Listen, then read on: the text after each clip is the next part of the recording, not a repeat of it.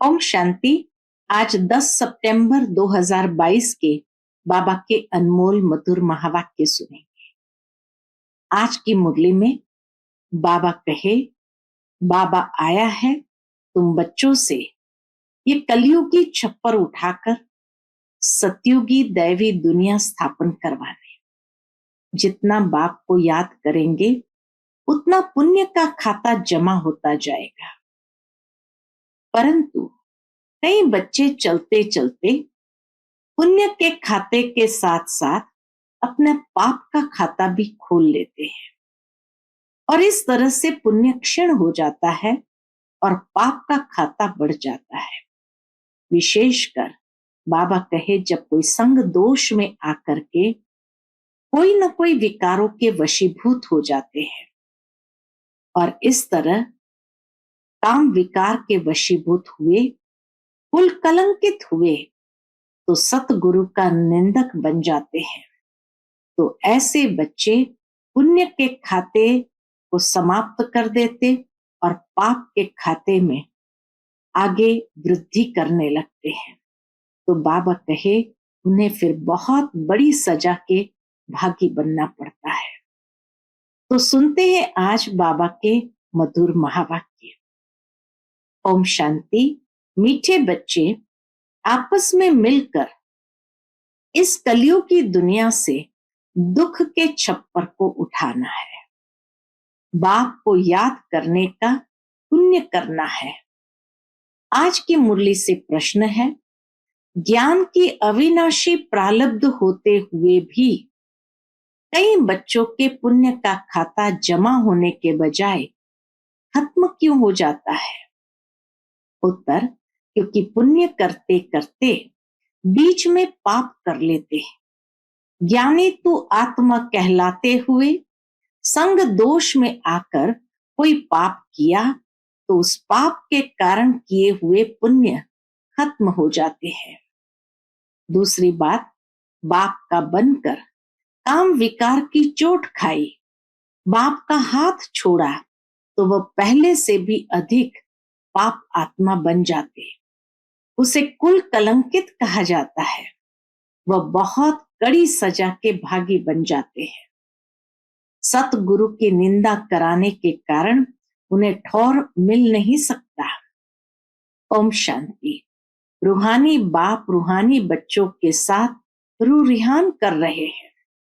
यह तो आत्मा जानती है कि एक ही हमारा बेहद का बाप है। वह तो बच्चे समझ गए हैं। मंजिल है मुक्ति, जीवन मुक्ति की।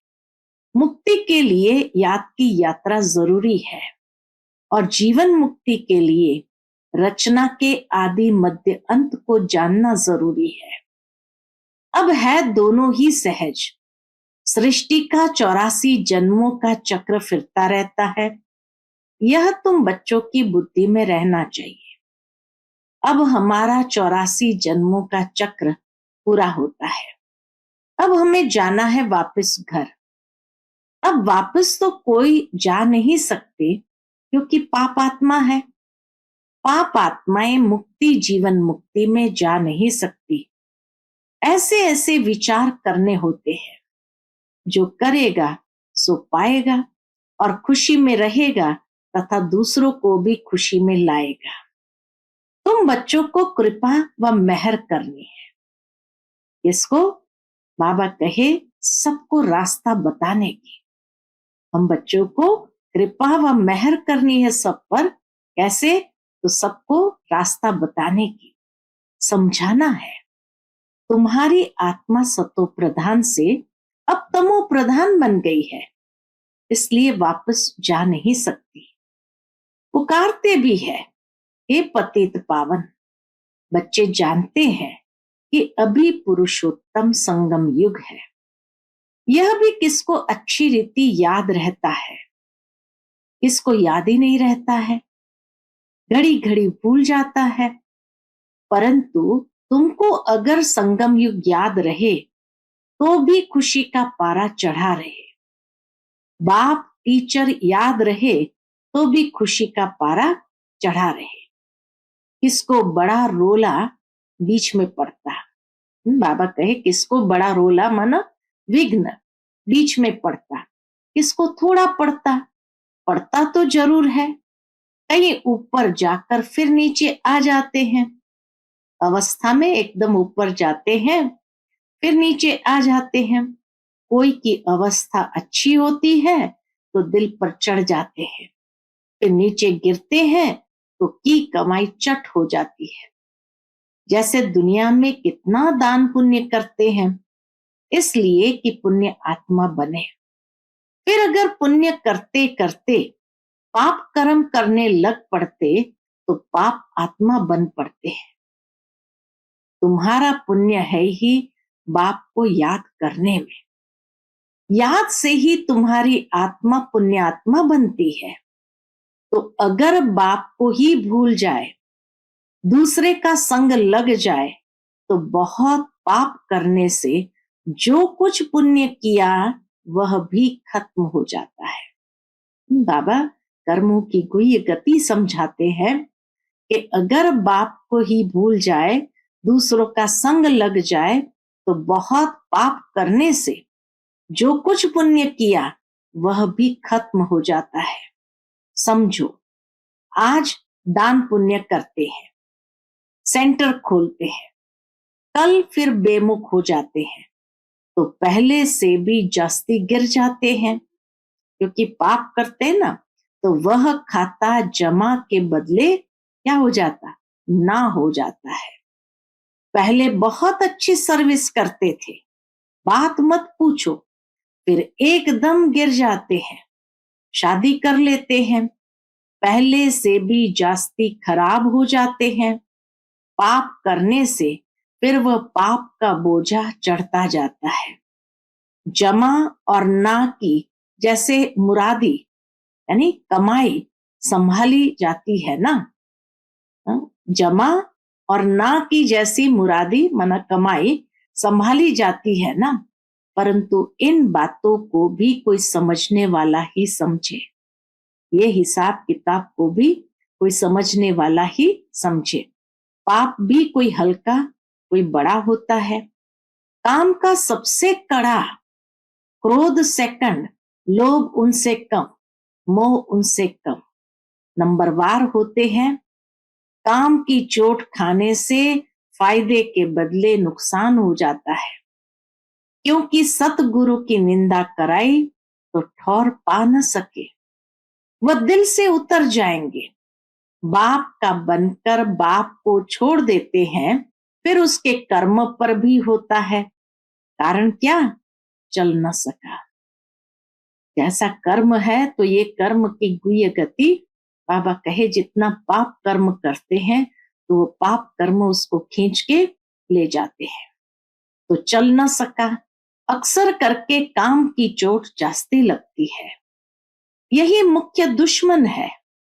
कब सुना क्रोध की एफिजी जलाई, नहीं, कामी की बनाते हैं। रावण ठहरा ना, बाप कहते हैं काम पर जीत पाने से जगत जीत बनेंगे, बिल्कुल हरा बैठे हैं तो जीत के बदले हार हो जाती है।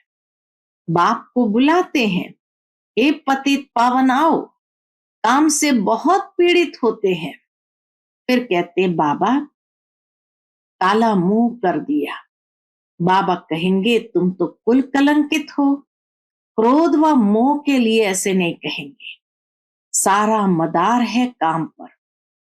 बुलाते हैं, हे पतित पावन आओ, बाप आया है फिर भी पतित बनते रहे, तो बाप क्या कहेंगे।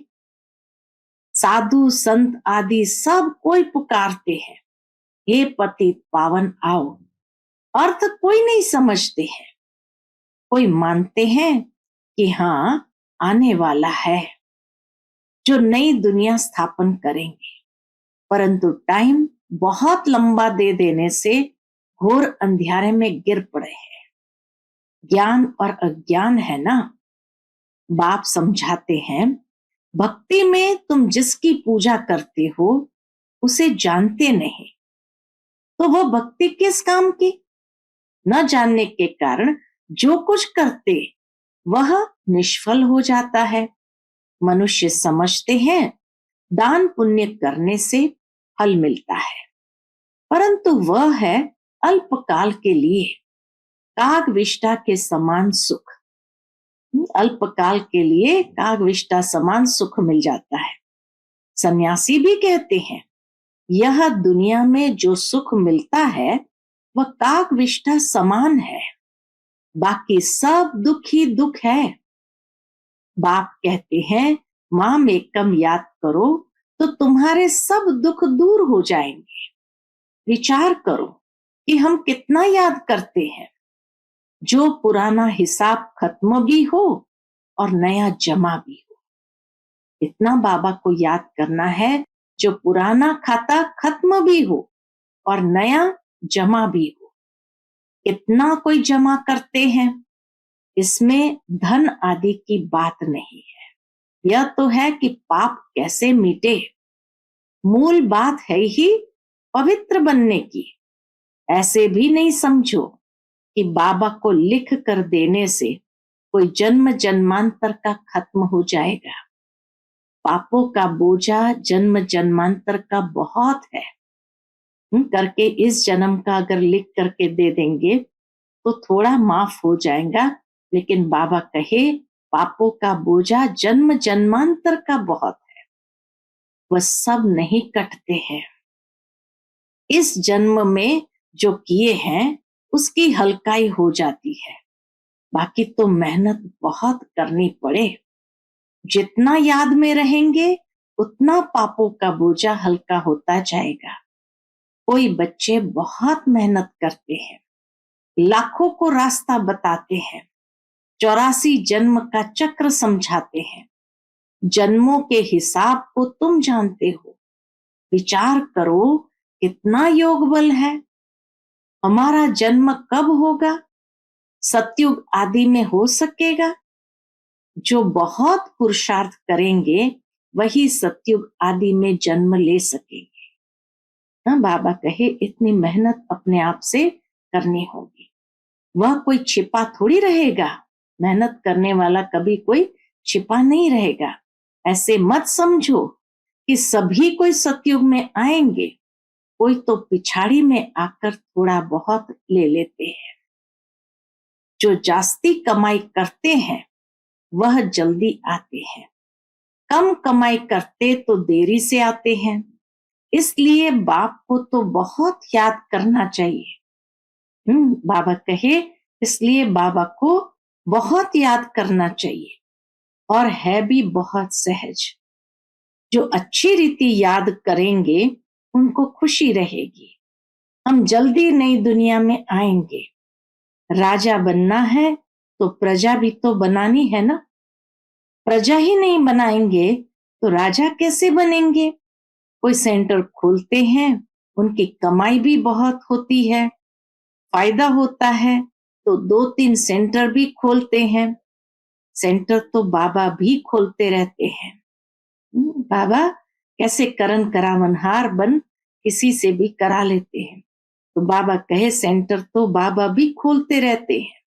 जो करते हैं उनका हिसाब उसमें आ जाता है। मिलकर तुम सब दुख का छप्पर उठाते हो ना। संगठन में मिल करके इस कलयुगी दुख का छप्पर उठाते हो ना। सबका कांध मिलता है ना। बाबा कहे सबका कंधा मिलता है ना, तो हिसाब सबको मिलता है। जितना मेहनत करते हैं उतना उच्च पद मिलेगा। उनको खुशी भी बहुत होगी। देखा जाता है कितनों का उद्धार किया। सर्विस बहुत अच्छी करते रहते। जैसे मिसाल देते हैं मम्मा का। मम्मा ने बहुत अच्छी सर्विस की तो उनका कितना कल्याण हो गया। मूल बात है सर्विस करने की। योग की भी सर्विस है ना। डायरेक्शन मिलते रहते हैं, कैसे याद करना है। यह बिंदी का राज भी बाबा ने अब समझाया है। अब आगे चल और भी सुनाते रहेंगे।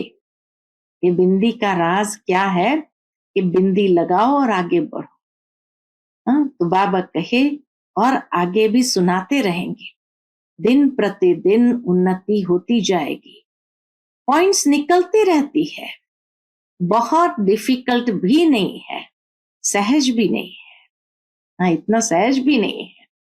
जो सर्विस में तत्पर है वह झट पॉइंट को पकड़ लेते हैं। जो सर्विस में नहीं रहते उनकी बुद्धि में कुछ भी नहीं बैठता।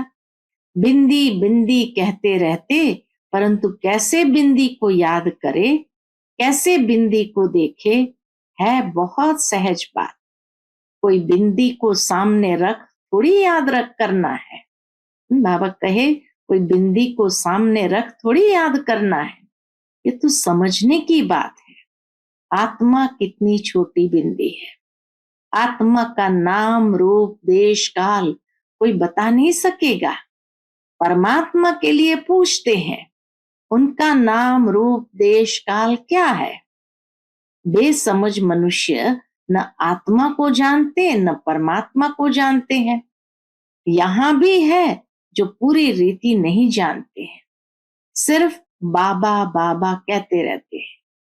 नॉलेज कहाँ सीखते हैं, कुछ भी सर्विस करते नहीं, आते रहते हैं। जैसे सन्यासियों के पास भी अवधूत होते हैं जो करते कुछ भी नहीं, आते रहते हैं। बाकी सन्यास धारण किया है, विकार से छूट गए, वह भी कम बात नहीं। चलो विकारों से तो छूट गए, बाबा कहे वह भी कम बात नहीं। बाबा समझाते हैं, तुम पवित्र थे, अभी अपवित्र बन गए हो। तुमने ही 84 जन्म का चक्र लगाया है। इन बातों को भी मनुष्य समझ नहीं सकते। भक्ति बिल्कुल अलग है, ज्ञान बिल्कुल ही अलग बात है। रात दिन का फर्क है। तुम जानते हो हमको पुरुषार्थ से लक्ष्मी नारायण जैसा बनना है, तो श्रीमत पर पूरा चलना है। मेहनत तो है, बाकी यह बीमारी आदि तो चलती रहेगी। ये निशानी अंत तक दिखाई देंगी, फिर गुम हो जाती है, फिर कोई दुख नहीं रहेगा। बाप को कहते ही है दुख हरता सुख करता।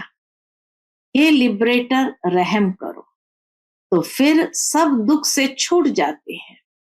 दुख में ही मनुष्य बहुत सिमरन करते हैं। हे प्रभु, हे राम, दुख के टाइम सब कहेंगे। क्या कहेंगे? भगवान को याद करो।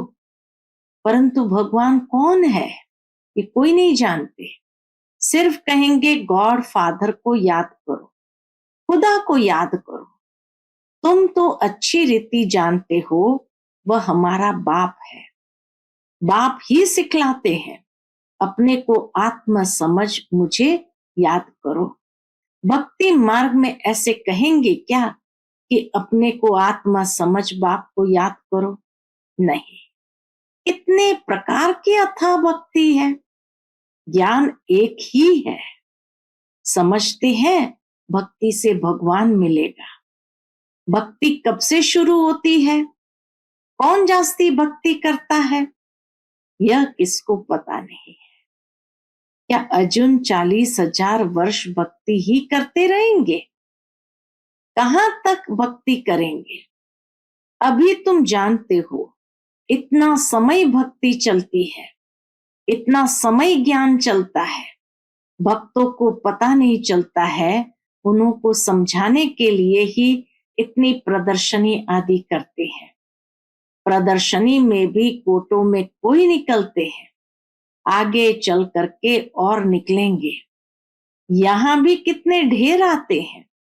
तुम कितने थोड़े हो जो सच्चे ब्राह्मण पवित्र रहते हो। बाबा कहे तुम कितने थोड़े हो जो सच्चे ब्राह्मण पवित्र रहते हो। जो रेगुलर हो वह आवे, परंतु यह भी हिसाब निकाल न सके कि सच्चे ब्राह्मण कितने हैं। बहुत झूठे भी है। ब्राह्मणों का काम ही है कथा सुनाना। बाबा भी कथा सुनाते रहते हैं ना, तुमको भी कथा सुनानी है। यथा बाप तथा बच्चे, बच्चों का काम ही है गीता सुनाना, परंतु सब कहाँ सुनाते हैं। तुम जानते हो, ज्ञान की पुस्तक एक ही गीता है, वह है सर्वशास्त्रमय शिरोमणि। उसमें सब आ गया। माय बाप है गीता। बाप ही आकर सबकी सदगति करते हैं। यह भी लिख सकते हो कि शिव बाबा की जयंती ही हीरे तुल्य है, बाकी सबकी जयंतियां कौड़ी तुल्य है। बाप को तो सब याद करते हैं। कलयुगी मनुष्य सतयुगी देवताओं की पूजा करते हैं, उन्हों को ऐसा बनाने वाला कौन है? एक बाप। परंतु यह भी समझा वही सकेंगे जो अच्छी रीति समझते हैं। कायदे मुझे कोई समझाते नहीं। बाबा कहते हैं हमारे कई बच्चे क्या करते हैं? बाबा कहते हमारे कई बच्चे कंस्ट्रक्शन के साथ डिस्ट्रक्शन भी करने वाले हैं। महारथी घोड़ेसवार प्यादे सब है ना, तो प्यादे क्या करेंगे? पढ़े लिखे के आगे भरी ढोएंगे, बाकी जो न भरी ढोएंगे न पढ़ेंगे पढ़ाएंगे उनको क्या कहेंगे? उनको बाबा आज टाइटल देता है ऊंट पक्षी। अच्छा, मीठे मीठे सिकिलते बच्चों प्रति माता पिता बाप दादा का याद प्यार और गुड मॉर्निंग। रूहानी बाप की रूहानी बच्चों को नमस्ते। हम सब रूहानी बच्चों की रूहानी माता पिता बाप दादा को याद प्यार, गुड मॉर्निंग और नमस्ते। नमस्ते। शुक्रिया बाबा, शुक्रिया। आज की मुरली से धारणा के लिए मुख्य सार है। पहली पॉइंट, बाप बिंदी है। इस बात को यथार्थ समझकर बाप को याद करना है। बिंदी बिंदी कहकर मूंझना नहीं है, सर्विस पर तत्पर रहना है।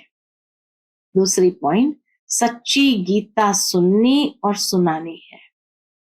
सच्चा ब्राह्मण बनने के लिए पवित्र रहना है।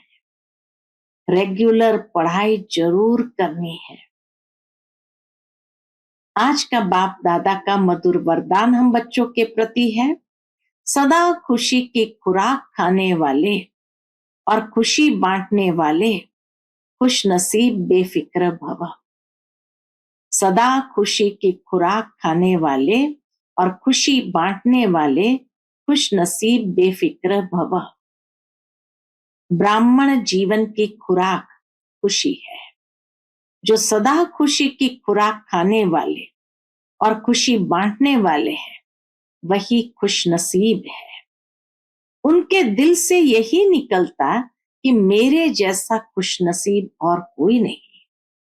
भले सागर की लहरें भी डूबोने आ जाए तो भी फिक्र नहीं, क्योंकि जो योग युक्त है वह सदा ही सेफ है।